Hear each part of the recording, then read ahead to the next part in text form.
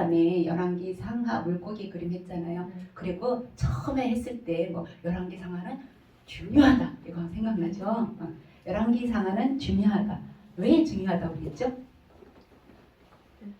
여기도 있어요. 왜 열왕기 상하가 중요할까? 열왕기 상하에서 역사는 끝나요. 뒤에 조금 몇 개 남긴 남았어요. 15권의 종속 목록이 있어요. 15권에. 여기 보면 여기 3개. 이것도 열왕기 상하랑 관련돼 있고요. 여기 호세아, 아모스, 요나 얘도 그러고 여기 요엘, 오바댜, 이사야, 미가, 여기 나움, 스바냐, 하박국, 예레미야, 에가, 하박국까지. 여기 다니엘, 에스겔은 땡땡땡땡으로 이렇게 이거는 포로 시대 거라 여기 열왕기 상하에는 내용이 없어요. 그런데 이때 포로로 끌려간 때가 이때거든요. 다니엘하고 에스겔, 여호야긴이 끌려간 때라고 해서 그냥 나타냈을 뿐이지 이 다니엘서, 에스겔서가 이 안에 들어오진 않아요. 그래서 총 15권의 종속 목록을 거느리고 있어서 엄청 무거워요. 열왕기 상하 2권, 나머지 종속 목록 15권, 총 17권을 읽어내야 이 이야기가 총 끝나는 거거든요. 그래서 조금 중요하다고 그랬어요. 그런데 쉽다 그랬어요. 왜 쉽냐?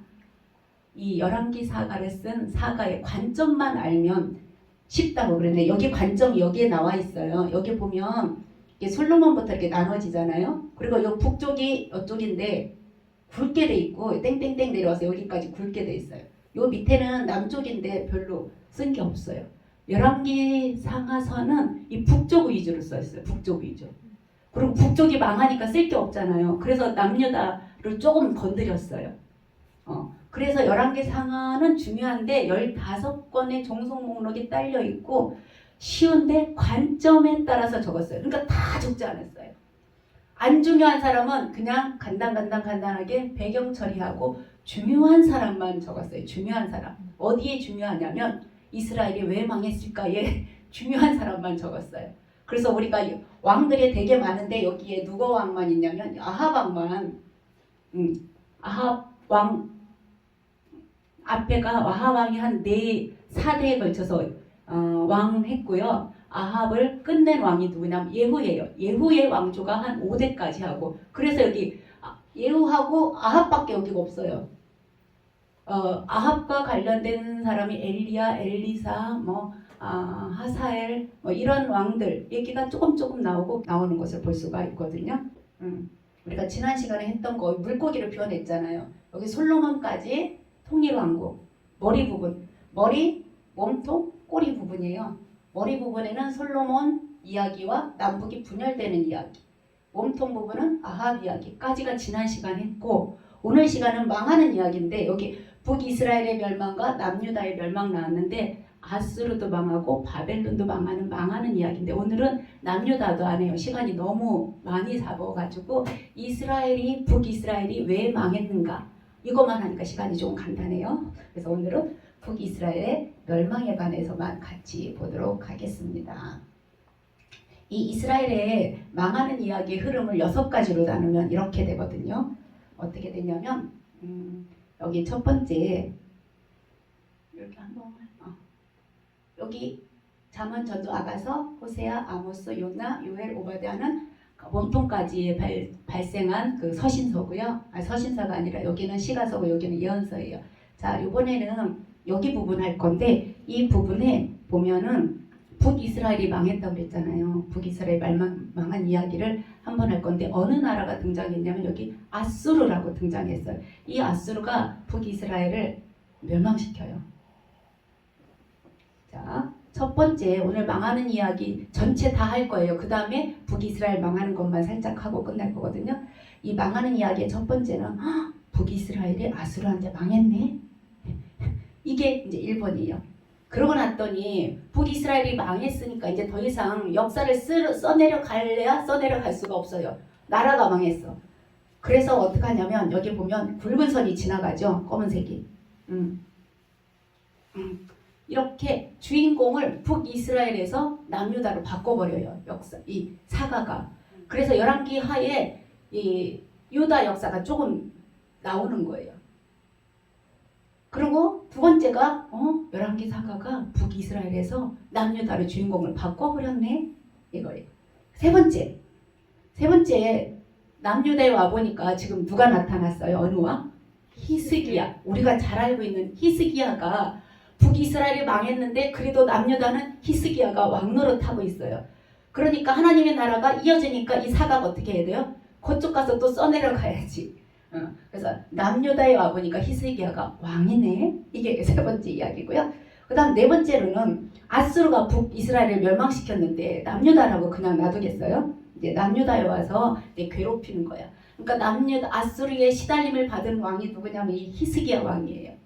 히스기야가 사내립이 와가지고 막 편지도 써가면서 협박하잖아. 니네 하나님이 너를 구원해 줄 줄 아냐? 포기해라. 이런 식으로.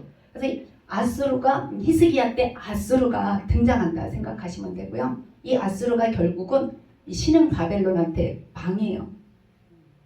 신흥 바벨론한테 아수르가 망했다는 거는 이따가 땅을 보겠지만 아수르는 600년 동안 이 중동 지역을 지배해온 나라이기 때문에 어떻게 생각하시면 되냐면 이제 막 신생한 섬나라가 미국을 이겼다고 생각하시면 돼요. 그 정도 수준으로 이 바벨론이 아수르를 이겨버렸어요. 근데 그 바벨론은 또 어떻게 이 남유다까지 멸망시켰어요. 그 이유는 이따가 얘기하면 되겠어요. 그래서 오늘 망하는 이야기가 이게 다예요. 뭐라고 얘기했냐면 첫 번째 아수르가 북이스라엘이 아수르한테 망했네. 그러더니 여기 망했잖아요. 여기 망했. 그리고 사가가 여기 북이스라엘 주인공으로 쓰다가 망했으니까 남유다를 주인공으로 써놔네. 남쪽에 와보니까 누가 왕이에요? 히스기야가 왕이네. 히스기야 때 등장하는 세 개의 제국이 누구냐면 아수르네. 그 아수르도 바벨론한테 망하네. 그 바벨론이 또 누구도 멸망시키냐면 남유다도 멸망시켜요. 이게 이제 꼬리 부분에 나타나는 다 얘기인데 이걸 다 하면 3시간, 4시간을 집에 못 가시니까 오늘은 북이스라엘이 왜 망했는지 그것만 잠시 보고 넘어가도록 하겠습니다. 아수르한테 북이스라엘이 망했다고 그랬잖아요. 그 북이스라엘의 왕조는 그 아합 왕조의 특징이 뭐죠?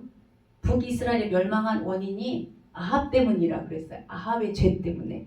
아합의 와이프가 누구라고 그랬어요? 이세벨. 이세벨이 올 때 혼수품으로 바알의 선지자 450명, 아세라 선지자 400명을 데리고 와서 공무원처럼 밥 먹여주고 살 다 제공해주고 전국의 북이스라엘에 흩어져서 가르치게 했어요. 그러니까 그 사람들이 영향을 받은 거죠. 그래서 이 아합의 왕조를 하나님께서 엘리야가 왜 아합이 안 망해요? 저렇게 하나님을 무시하는데 왜 안 망해요? 하고 정말 속상해서 불 속에 호렙산까지 갔는데 망할 거야. 너는 네 그간만 달려. 네 후에 예후가 망할 거고 예후가 안 하면 하사엘이 할 거고 하사엘이 안 하면 엘리사가 할 거니까 너무 걱정하지 마라. 아합 망한다 이랬는데 정말 예후가 아합 다음에 아합 왕조를 멸망시키고 예후 왕조가 나타났어요. 북쪽에. 그래서 예후는 아합을 멸망시키기 위해서 나타난 그런 왕조라고 생각하시면 돼요. 이 예후 다음에 예후 왕조가 여기까지거든요. 여기 점선 보이시나요? 이 점선까지가 예후 왕조한테 뭐라고 하냐면 예후야 네 후손이 4대까지 그러니까 예후까지 하면 5대가 왕이 될 건데 그 4대까지만 왕을 할 수 있어 이랬는데 정말 4대가 여기에요. 이 점선. 이 점선이 누구냐면 왕하 15장에 나온 스가랴. 우리가 선지자 이름하고 똑같아. 이 스가랴가 북이스라엘 왕을 하고 그 다음부터는 예후 왕조가 끊어졌어요. 뭐가 일어났다는 왕조가 바뀐다는 건 역성혁명이 일어났다는 거야. 그러니까 아들이 세습이 아니라 다른 사람이 쿠데타를 일으켜서 왕이 되는 사건이 여기 이 점선 이후 이 초록색 이 부분이에요. 그러니까 이 예후 왕조 이후로는 왕조가 불안정해요. 어떤 사람은 1개월 왕했어요. 쿠데타 일어나가지고. 어떤 사람은 20년도 했어요. 왕조가 이렇게 안정이 안 돼. 그러면서 열왕기 하 17장, 우리 열왕기하 17장 오늘 볼 거니까 한번 펼쳐놔 보세요. 열왕기하 17장에서 이스라엘 북이스라엘 역사가 끝나요. 끝나면서 왜 끝났는지를 이 열왕기 사가가 하예요? 열왕기하 17장 사가의 관점을 한번 훑어보려고 그러거든요. 열왕기하 17장 일단 펴놓으세요. 자, 지금까지는 아합 왕조 이야기로 멍석 깔고 오래 했잖아요. 그 사이에 왕들이 여러 왕이 있었는데 그냥 다른 사람은 다 제끼고 아합이라고 하거든요. 대명사로 아합. 이 아합왕 이야기를 이 열왕기 사가가 강조한 이유는 왜 이스라엘이 망했을까? 왜 북이스라엘? 하나님 나라.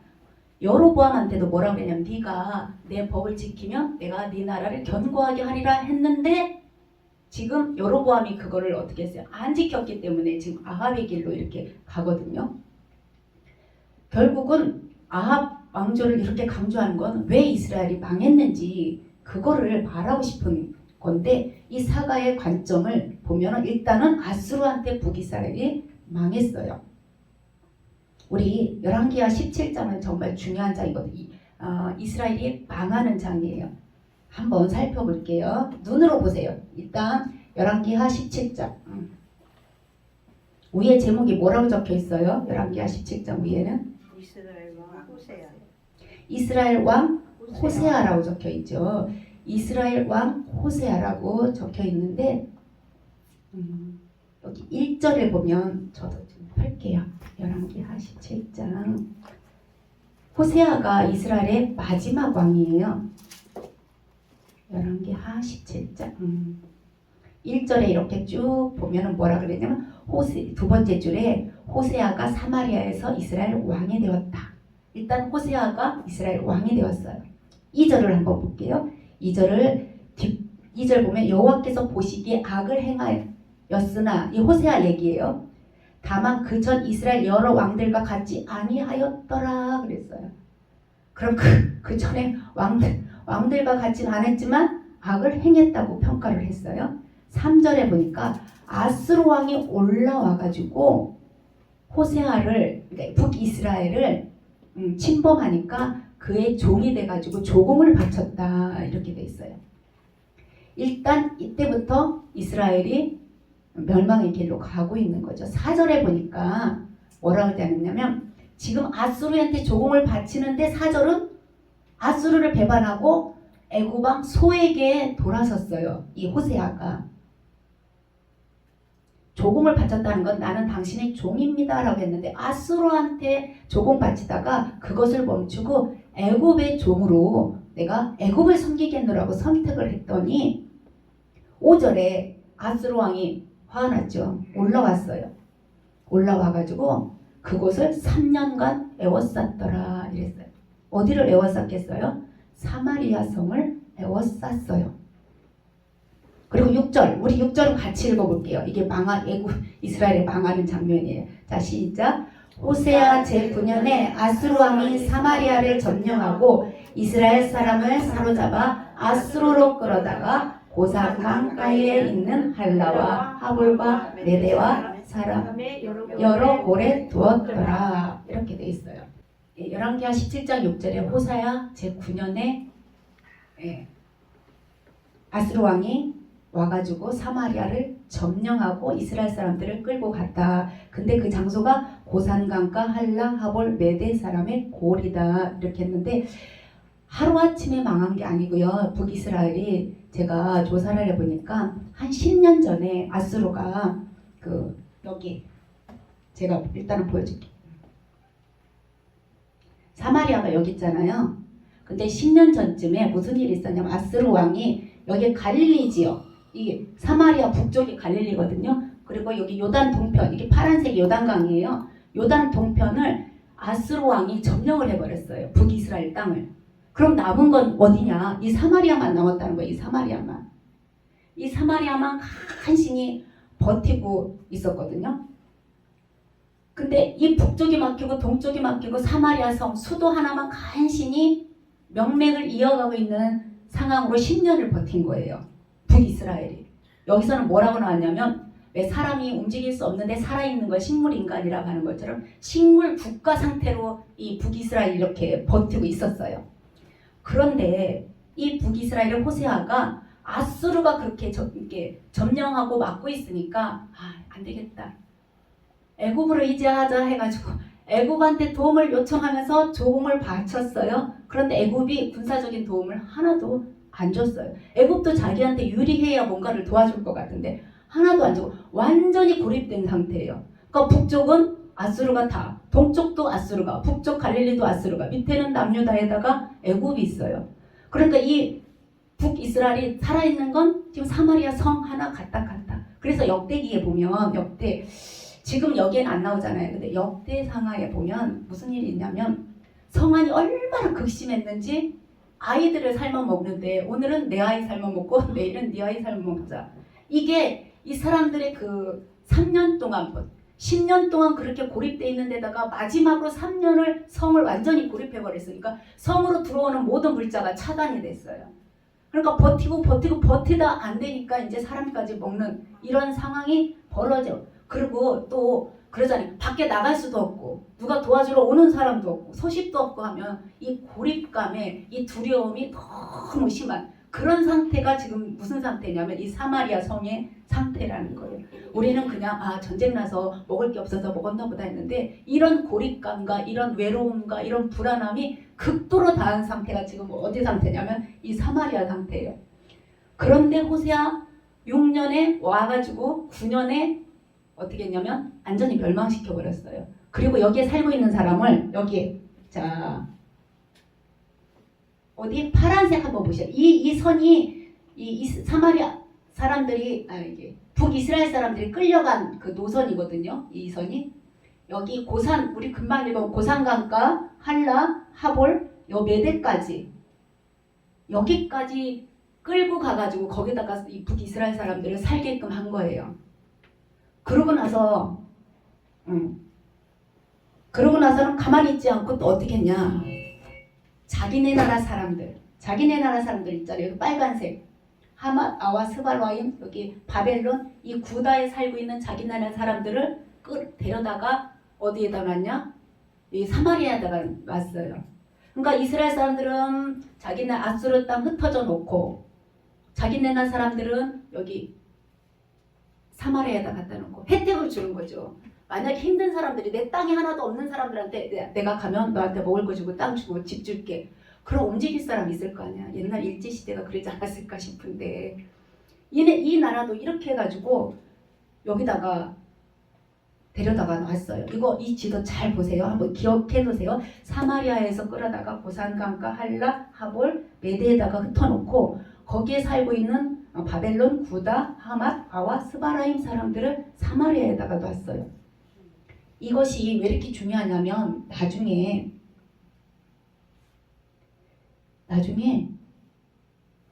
예수님 시대에 사마리아 사람들이 그때까지 존재하잖아요. 그리고 이 아수르 제국 한 번만 볼게요.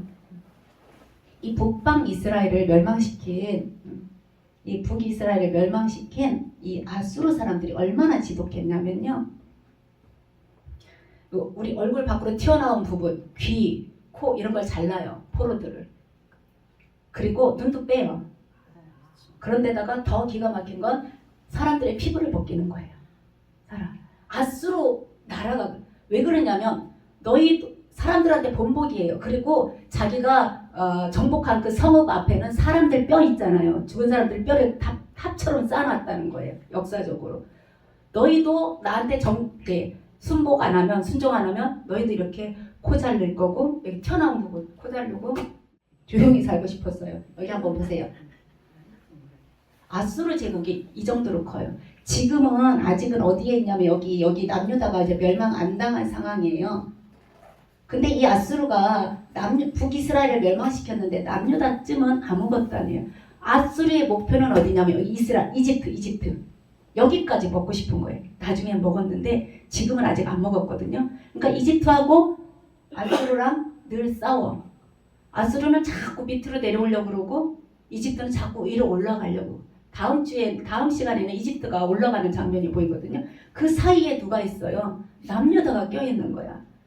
그러니까 아수르가 영향력을 크면 아수르한테 조공 바쳐야 되고, 이집트가 영향력이 커지면 이집트한테 조공을 바쳐야 되고, 진짜 피곤한 인생을 사는 게 이 이스라엘 사람들인데, 이 이스라엘 사람들이 고래 싸움에 뭐가 터졌어요? 세우동이 터졌어요. 국제 정세가 이렇다는 거예요. 세계 나라가 여기에 휩쓸리고 저기에 휩쓸리고, 가만히 있고 하나님 백성으로 가만히 살고 싶어도 세계 정세와 맞물려서 이렇게 휩쓸려가는 그런 역사니까 이스라엘 역사가 그렇게 평안한 역사만은 아니었어요. 이것도 잘 기억해 두세요. 그래서 이 아수르가 이스라엘을 정복하고는 식민지 정책이 또 그 정복한 나라에 따라서 좀씩 다르잖아요. 어떤 나라는 다니엘 같은 사람은 끌려갔어요. 동화 정책. 똑똑한 사람 데려다가 키워서 다시 보내든지, 아니면 그 사람 영향력을 미치도록 하는 동화 정책을 하든지, 아니면 이 아수르는요 무슨 정책, 우리가 가장 잘 아는 것처럼 이스라엘 사람들이 아까 얘기했잖아요. 사마리아에서 끌고 가서 듬성 살으라고 놓고 자기 나라 사람들을 데려다가 사마리아에다 갖다 놓는. 그러면 그 다음에 무슨 일이 벌어질까요? 같이 살아요. 국제 결혼이 되는 거예요. 국제 결혼. 이 국제 결혼이 문제가 아니고 이 결혼으로 인해서 신앙의 순수성이 섞였다는 거예요. 왜 우리 모세오경에 가나안 땅에 들어갈 때 뭐라고 그랬어요? 섞이면 안 된다. 이걸 했잖아요. 섞이지 말라 그랬는데 섞여가지고 사사시대를 거치고 지금 나라가 두 쪽에 난 이 상황으로 갈라졌는데, 지금에 와서 또 북이스라엘이 어떻게 됐어요? 섞여버렸어요. 이 사람들이 그냥 피만 섞은 게 아니라 그들이 가지고 있는 종교가 섞인 게 문제가 돼요. 한번 우리 금방 읽었잖아요. 이 지역이 섞이면서 국제 결혼화가 되면서 신앙이 섞였어요. 이게 아수르의 무슨 정책이냐면 민족 혼합 정책이에요. 그러면은 민족성이 사라져요. 정체성이. 이스라엘 백성은 나는 하나님의 백성이야 라는 그 정체성을 가지고 살았는데 그게 없어지는 거예요. 성경에 있다가 볼게요. 그리고 또 하나는 너랑 나랑 결혼해서 태어난 애들은요 2세잖아요. 이스라엘 족속에서도 2세고 아수르 족속에 2세니까 얘네들이 일어나서 반란을 일으킬 확률이 낮아지죠. 내 엄마 쪽인데 내 아버지 쪽인데 이렇게 되면서 반란의 싹도 자르고 또 정체성도 자르는 이 민족 혼합 정책이, 아수르의 이 민족 혼합 정책이 얼마나 정말 큰 타격을 가져왔는지 우리 열왕기하 17장 29절 29절 자 시작. 그러나 각 민족이 각기 자기의 신상들을 만들어 사마리아 사람이 지은 여러 산당들에 두되 각 민족이 자기들이 거주한 성읍에서 그렇게 하여 그랬죠. 이스라엘 사람들이 지은 신상, 산당 예배드리려고 만드는 그 산당, 거기에서 어떻게 했다고요? 자기들이 각 민족이 자기들이 거주한 성읍에서 신상을 만들어서 섬겼다는 거예요. 각 민족이. 그 다음에 17장 33절도 한번 볼게요. 33절 시작. 이와 같이 그들이 여호와도 경외하고 또한 어디서부터 옮겨왔는지 그 민족의 풍속대로 자기의 신들도 섬겼더라. 그 후에 신들의 이름이 잔뜩 나왔어요. 이렇게 민족을 섞어놔 버리니까 뭐가 섞였어요? 종교가 섞이고 정체성이 섞였어요. 저 33절은 기가 막히죠. 뭐라고 나왔어요? 그들이 여호와도 섬기고 어디서부터 옮겨왔는지 그 민족의 풍속대로 자기들의 신들도 섬겼더라. 이렇게 되거든요. 여로보암은 혼합주의였잖아요. 여로보암이 사람도 바뀌고 제사장이 아닌 사람을 돈 주고 제사장 시키고, 장소도 예루살렘이 아닌 베델과 단 장소도 바뀌어버리고, 시기도 7월 15일에서 8월 15일로 비슷하게 혼합주의로 바꿔놔버렸는데, 아합은 대놓고 어떻게 했냐면 우상숭배 있잖아요. 자기 부인을 이 사랑해서 데려온 게 아니라 워낙 엣바알이라는 그 땅이 너무나 크고 강대한 국이니까 그 나라의 딸을 데려와서 자기가 어떻게 하면 이 세계사 속에 살아 움직일까 하고 부인을 데려온 것이 북이스라엘에 아주 대놓고 우상 숭배하는 그런 사람이 되어버린 게 이 아합이잖아요. 그런데 이 사마리아 아수르는 어떻게 했냐면 아수르에 의해서 북이스라엘이 망하면서 여호와도 사마리아에 있는 사람들이 여호와도 섬기고 자기들이 데려온 그 신들도 섬겼더라. 이렇게 돼버린 거예요. 이 사마리아 사람들 하면 사마리아 지역에 사는 사람들이라고 이렇게만 생각하지 마시고 이 공동체예요. 피가 섞인 사람들, 이방인과 피가 섞인 사람들의 이 공동체. 그래서 신약에서는 이 사람들이 살고 있는 땅을 안 거쳐가잖아요. 그래서 어떻게 거쳐갔어요? 요단강을 건너가 요단 동편을 지나 다시 요단강을 또 건너서 갈릴리로 가고 갈릴리에서 예루살렘으로 오려면 요단강을 건너고 요단 동편을 지나서 또 요단강을 건너서 예루살렘. 근데 예수님이 그 사마리아 지역을 관통했잖아요. 이 사람들이 이렇게 피가 섞였다고 생각했기 때문에 이 사람들이 개처럼 취급한 게 여기서부터 시작된 거예요. 이 아수르 때문에. 그래서 우리가 열왕기하 17장 41절이 끝이거든요. 여기에서 이스라엘 역사는 완전히 사라져요. 쓸 게 없어요. 나라 망했기 때문에 쓸 게 없어. 그럼 그 뒤에 18장은 뭐라고 나왔어요? 18장 위에 제목이 유다와 히스기야로 나왔어요. 그 뒤에 계속 보면 히스기야가 좀 선한 왕이라 조금 길어요. 근데 그 뒤에 히스기야 다음에 므낫세, 아몬, 요시야 이런 다 짤막짤막하게 시드기야까지 해서 짤막짤막하게 중요하지 않은 사람 어떻게 한다고요? 배경 처리, 짧게 배경 처리한 것처럼 배경 처리할 거. 이 히스기야는 조금 중요해서 좀 길게 썼어요. 그래서 첫 번째는 북이스라엘이 아수르한테 망하네. 그랬더니 두 번째는 뭐라고 그랬냐면 주인공을 바꿔버렸다고 그랬어요. 이렇게 북이스라엘로 가다가 쓸 게 없으니까 남유다로 주인공을 바꿔버렸어요. 여로보암 아합 이야기를 잔뜩 했거든요. 아합 이야기. 그래서 망해가는 과정을 쓰고 싶었는데 아합 이야기 다 쓰고 망했어요. 그러니까 쓸 이야기가 없어서 이제 남유다로 갔더니 남유다에 누가 왕노릇하고 있었다고 그랬나요? 여기 와볼까? 히스기야가. 이 히스기야 우리 많이 들었잖아요. 선한 왕으로 해가지고 막 밑에 척 쳐다보니까 히스기야가 아직 살아있어요. 남유다가 그래도 하나님 나라로서 살아있어요. 근데 히스기야 보면은요, 히스기야의 상황을 보면 산당 아까 북쪽 사람들이 산당을 많이 제사하려고 만들어 놓은 거기에서 이방 사람들이 와서 또 자기 신들을 섬겼다고 그랬는데 이 산당을 히스기야는 제거해 버렸어요.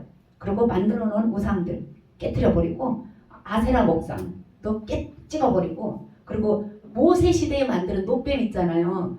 아직 그때까지 있었나 봐요. 이 노수로 만든 뱀이.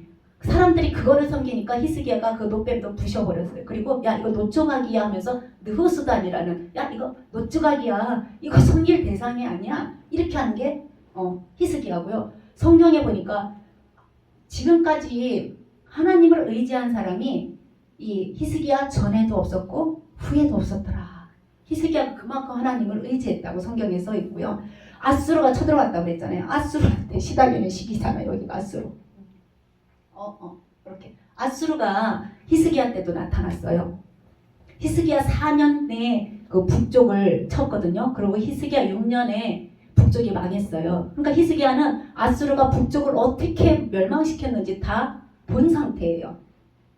그런데 이 아수르가 쳐들어와가지고 너무 쳐들어오니까 성전과 왕궁에 있는 은을 다 베껴서 줬어요. 일단 내가 너희를 섬길게 하고 줬어요. 근데 두 번째로 또 쳐들어오면서 뭐라고 했냐면 야 하나님이 너희를 지켜줄 줄 아냐. 여기 하볼 아까 거기 스발와인 같은 하만 그런 도시에 있는 신들도 자기들 백성을 못 구해줬는데 하나님이 니네를 구해줄 줄 아냐고 조롱을 하니까 히스기야가 그거에 이제 충격을 먹은 거예요. 하나님의 이름이 조롱당하니까 사네립이 아스로 왕이 보낸 편지를 하나님 앞에 착 펼쳐놓고 기도하기 시작한 거예요. 성전에 가가지고 하나님 저 사람이 이렇게 하나님을 모욕했습니다 하고 기도했는데 그 결과는 어떻게 됐어요? 하룻밤 사이에 18만 5천 명이 아수르 사람이 죽어버렸어요. 그리고 사네립도 결국 돌아가서 죽었어요. 자기 나라에 가가지고 죽었어요. 그리고 히스기야가 또 가만히 있다 보니까 자기의 병이 생겼어요. 그래서 이사야가 이때 활동해. 이사야한테 내가 죽을 건지 좀 물어봐라, 나을 건지 물어봐라 그랬더니 낫는다고 얘기했잖아요. 그래서 수명을 15년 연장시킨 이 히스기야 얘기가 지금 여기 지금 나타나고 있는 걸 볼 수가 있어요. 히스기야가 이렇게 아수르 제국에서 버티면서 남유다 왕으로 있는데 이때 아까 여기 다시 한번 볼까요? 여기 보면 이 아수르의 목적은 이 남유다가 아니라고 그랬어요. 어디라고 그랬어요? 이집트라. 목적이 이집트예요. 그러니까 히스기야가 조공을 바쳐도 또 쳐들어오는 거예요. 처음에는 야 조공 바쳐라 그러고 갔잖아요. 그 다음에 또 쳐들어와가지고 하나님 이름을 모욕하는 거죠. 왜 자꾸 이렇게 쳐들어오냐면 목표는 이집트예요. 애국가지를 자기가 먹고 싶은 거야. 그러니까 세계 정세가 이렇게 여기 아수르, 이집트, 나중에는 요 바벨론이 아수르를 먹거든요. 그러니까 이 세계 정세가 흔들릴 만큼 흔들릴 때마다 유다가 왔다 갔다 이렇게 국제적인 정세는 이미 흔들리고 있었다는 거예요. 히스기야 시대부터. 이 히스기야가 북이스라엘이 멸망하는 걸 봤잖아요. 이렇게 멸망하는 걸 보고 쳐다보고 이러면 안 되겠다. 우리나라는 진짜 아수르한테 잡히는 건 시간 문제겠다 생각하고 군대도 강화하고 또 요새도 건설하고 외벽도 튼튼히 하고 또 성 안에서 있으려면 물이 있어야 되니까 우리가 들어본 히스기야 터널, 실로암 터널, 히스기야 수로 있죠.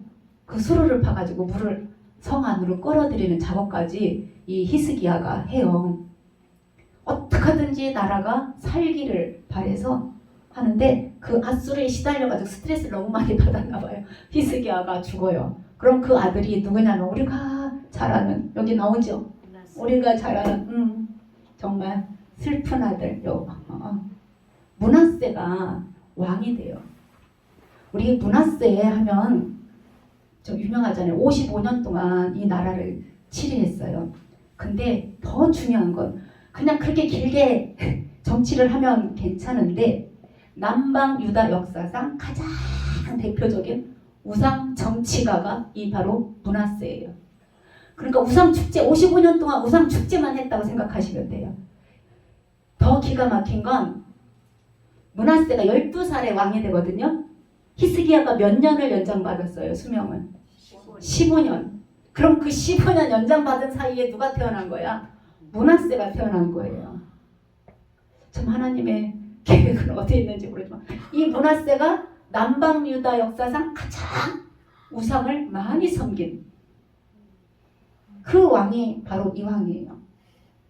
그래서 어느 정도냐면 제가 읽어볼게요. 그냥 열왕기하 21장 16절에 이런 말씀이 있어요. 므낫세가 유다에게 범죄하게 하여 여호와께서 보시기에 악을 행한 것 외에도 그거 외에도 또 무죄한 자의 피를 심히 많이 흘려 예루살렘 이 끝에서 저 끝까지 가득하게 하였다. 이때 이사야가 죽임을 당했다고 하거든요. 왜 그러냐면 이사야가 므낫세 초반까지만 활동을 하고 없어요. 그러니까 므낫세가 무죄한 자의 피를 흘려서 예루살렘 이쪽에서 저쪽까지 가득하게 할 때 이사야도 죽었다는 거죠.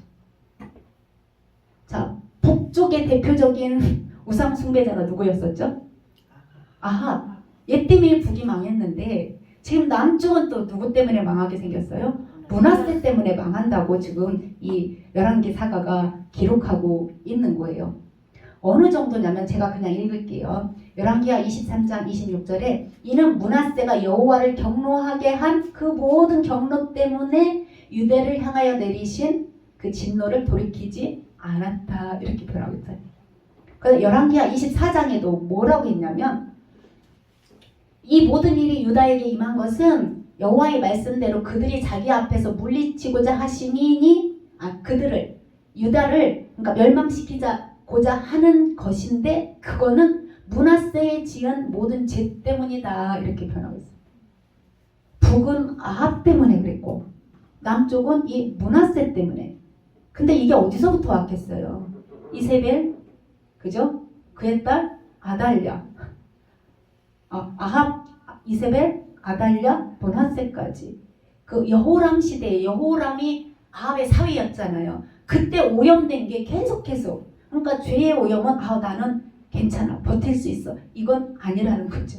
그러니까 죄를 피하는 방법도 하나의 방법이지 맞서서 싸우는 방법도 방법이겠지만 그냥 피해서 저기를 안 보는 것도 우리를 깨끗하게 유지할 수 있는 방법 중에 하나인 것 같아요. 사가의 이 11개 사가의 관점은 쉽게 말하면 북이스라엘은 아합 때문에 망했고 아합의 죄 때문에 망했고 남유다는 므낫세의 죄 때문에 망했다라고 얘기하는데 왜 므낫세의 죄를 이렇게 강조하냐면 여 뒤에 므낫세의 손자가 요시아거든요. 요시아가 종교개혁을 해요. 얼마나 이게 나라가 꼴이 아니었으면 요시아가 종교개혁을 했겠어요. 그 어린 나이에. 그리고 예레미야 선지자가 나라가 망한다고 자꾸 외치는 이유가 나라가 엉망이기 때문에 이미 물들 대로 다 물들었기 때문에 이렇게 외치고 있는 것을 볼 수가 있는데 그래서 이 므낫세를 좀 강조하는 것을 볼 수가 있어요. 자, 이제 북이스라엘이 아수르한테 망하고 히스기야가 아수르한테 시달리고 여기는 바벨론이 아수르를 멸망시켰다고 했는데요. 바벨론이 아수르가 멸망한 건 저 요시야 때거든요. 그래서 오늘은 그냥 여기 흐름만 알려고 이 망하는 부분 흐름만 알려고 그냥 아수르가 멸망했다 이렇게만 잠깐만 보고 넘어가려고 그래요. 이 바벨론이 아수르를 먹고 또 만족했을까요? 아까 9번 또 봐야 돼. 우리 아수르를 지금 누가 먹었다고 그랬어요? 여기 바벨론이 신흥 바벨론이 아수르를 먹어버렸어요. 참 먹고 먹히는 그런 국제 정세예요. 그럼 이 바벨론은 괜찮아. 뭐 여기 지금 아직 유다가 살아남아 있거든요. 그래서 이 바벨론이 유다를 치고 어디를 가려고? 이집트를 가려고. 이 국제 정세가 이렇게 흘러가요. 아수르가 멸망했어도 바벨론이 또 그 역할을 감당하는 것을 볼 수가 있습니다. 그래서 오늘 이렇게 망하는 이야기 하고요. 요 사이에 뭐를 끼워 읽어야 되냐면 이사야서랑 미가서가 여기 이사야 미가가 나오잖아요. 히스기야 때 이사야 미가 선지자가 활동하거든요. 히스기야가 내가 죽을 건지 이게 어떻게 될 건지 물어보는 게 이사야를 찾아가요. 18장에. 그래서 요거만 하고 끝내게. 이사야가 큰 임금 우시야 증조 할아버지더라고요. 우시야 시대부터 이 므낫세까지 죽기까지 한 60년 동안 이 선지자 활동을 해요. 그 다음에 이 미가가 또 히스기야 때까지 히스기야 아버지가 아하스거든요. 아하스하고 히스기야 때까지 이 미가가 활동하고 그래서 이사야랑 미가가 히스기야 때 활동하는구나 이렇게 생각하시면 돼요. 근데 중요한 건 이 60년 동안 이 이사야가 선지자 활동을 하면서 이사야서에 엄청나게 많은 내용을 적어놓거든요. 이사야서가 총 몇 장으로 되어 있는지 혹시 기억하세요? 우리 성경하고 똑같아요. 66장으로 되어 있어요. 우리 성경은 66권으로 되어 있죠. 근데 66장으로 되어 있어요. 그러면서 성경하고 똑같아요. 내용이. 조금 이따가 볼게요. 똑같거든요. 그래서 뭐라고 얘기하냐면 이 선지서 안에 이 뒤에 선지서가 되게 많이 나오잖아요. 이 선지서 안에 있는 내용들을 이사야가 다 얘기했어요. 예언을 해버린 거예요. 지금 히스기야 이 왕 시대에 자기가 경험하지도 않은 그 내용을 다 이야기했어요. 엄청난 예언을 얘기했기 때문에 이사야서를 예언서의 집합체다. 아니면 이사야를 예언자의 왕이다. 이렇게 얘기한 거예요. 그러니까 이 이사야서를 읽으려면 조금 힘든 부분도 있어요. 그래서 히스기야 이후 므낫세가 나라를 이어받았는데 나라가 우상국가가 돼버렸다고 그랬잖아요. 버티고 버텼어요. 그런데 결국 요시야 때 바벨론한테 망하죠. 지금부터 그러니까 왕국의 길을 걷는다고 생각하시면 돼요. 그래서 이사야가 서 있는 위치를 보면 이래요. 이사야가 한번 볼게요. 이사야는요. 이사야가 눈으로 보는 거예요. 자, 북이스라엘의 멸망을 봤어요. 히스기야 때니까 봤어. 그리고 앞으로 아수르도 망할 것도 봤어요. 그리고 또 누가 망할 거냐면 남유다가 망하는 것도 보고 또 바벨론이 망하는 것도 이사야가 다 봤어요. 이렇게. 그리고 다 적어놨어요. 이사야는 위치가 여기 히스기야 때기 때문에 이 지나온 거 호세아서 아모스 요나 오바댜, 요나 이 선지자뿐만 아니라 이 뒤에 나오는 선지자, 그 다음에 더 중요한 건 신약의 내용, 요한계시록의 내용까지 이사야서에 다 적혀 있다는 거예요. 그러니까 이 이사야서가 예언서의 집합체라고도 하고 또 이사야를 예언자의 왕이라고도 하는 건데, 이사야서의 구조를 간단하게 볼게요. 이사야서가 66장으로 되어 있다고 그랬잖아요. 세 파트로 되어 있는데 1장부터 35장까지는 무슨 내용이냐면 심판이야. 심판의 메시지. 심판은 뭐 할 때 심판하신다고 그래요? 회개하고 돌아오. 하나님 말씀을 안 들었다는 거예요. 회개하고 하나님께 돌아오라고 유다와 열방을 향한 심판의 경고를 35장까지 하고, 두 번째 장은 지금 우리가 금방 읽은 그 사파처럼 끼어들어간 이야기예요. 사내립이 침입해 왔을 때 뭐 그 편지를 펼쳤더니 18만 5천 명이 죽고, 히스기야가 병에 걸려서 하나님한테 낯을 벽을 향해서 기도했더니 15년이 연장됐고, 그러고 나서 너희가 바벨론으로 끌려갈 거야도 여기에 적혀 있어요. 이사야서에. 그리고 마지막으로는 끌려갈 거야 그랬으니까 아수르가 망하고 바벨론 시대가 온다는 거거든요. 그걸 예언한 거고, 또 마지막 장 40장에서 66장까지는 그렇지만 구원한다 이 내용이에요. 고통받는 종, 어서 많이 들어봤죠? 이사야. 고통받는 종을 통한 위로와 구원의 약속, 새하늘과 새 땅의 소망, 구원의 메시지를 적었어요. 쉽게 말하면, 한마디로 말하면 심판한다, 그러나 구원한다가 이 이사야서의 메시지라는 거예요. 66장. 구약이 우리 몇 권으로 돼 있죠? 구약 39권. 그래서 이사야서 1장부터 39장까지는 심판에 관한 내용이에요. 그리고 나머지 40장부터 66장은 27장이거든요. 신약은 27권이잖아요. 신약은 뭐에 관한 거예요? 구원에 관한 거예요. 예수 그리스도의 구원에 관한 거잖아요. 그러니까 이사야서가 예언서의 총집합체라고도 말하기도 하고 예언자의 왕이라고도 하는 이유가 이렇다는 거예요. 정말 여기서 뒤에 일도 하고 앞에 일도, 그 다음에 이 앞에를 떠나서 신약까지 요한계시록까지 이사야가 예언한 것을 볼 수가 있어요. 근데 내용은 간단해요. 심판하나 구원하신다. 그 다음에 미가서 있잖아요. 이 미가서는 아까 히스기야는 왕궁에서 이사야는 히스기야가 불렀잖아요. 왕궁의 선지자라면 요 미가는요, 가난하고 소외된 사람들의 선지자예요. 근데 같은 시대, 히스기야 시대에 활동했기 때문에 정세는 똑같잖아요. 나라의 정세도 똑같고 국제 정세도 똑같기 때문에, 그리고 하나님으로부터 받은 메시지가 똑같을 거 아니에요. 하나님으로부터 이사야한테도 가고 미가한테도 오니까. 그래서 미가서도 내용은 똑같아요. 심판하시나 구원하신다. 미가서 읽어보시면 심판하시나 구원하신다구나. 그리고 예언서의 모든 내용은 다 망한다. 주제가 망한다예요. 그 망한다를 보고 생각하시면 돼요. 그래서 오늘은 이렇게 북이스라엘의 멸망에 대해서, 어느 나라한테 망했다고요? 아수르한테. 왜 망했어요? 섞여서. 섞여서 망했어요. 자, 피가 섞여서가 아니라 신앙의 순수성이 사라졌기 때문에 신앙이 섞여서 이 북이스라엘이 멸망했어요. 그럴 때 이사야 선지자와 미가 선지자가 회개를 외치고 또 포로로 끌려가는 거 얘기하면서 네 나라도 그렇게 망할 거야. 그런데 하나님께서 구원하신다. 이것까지 희망을 주는 메시지로 이사야 미가가 그 메시지를 전했어요. 그럼 다음 시간에, 오늘은 북이스라엘이 망했어요. 다음 시간은 누가 망하냐? 남유다가 망해야죠. 남유다가 망하는 건 다음 시간에 하겠습니다. 오늘 일찍 끝날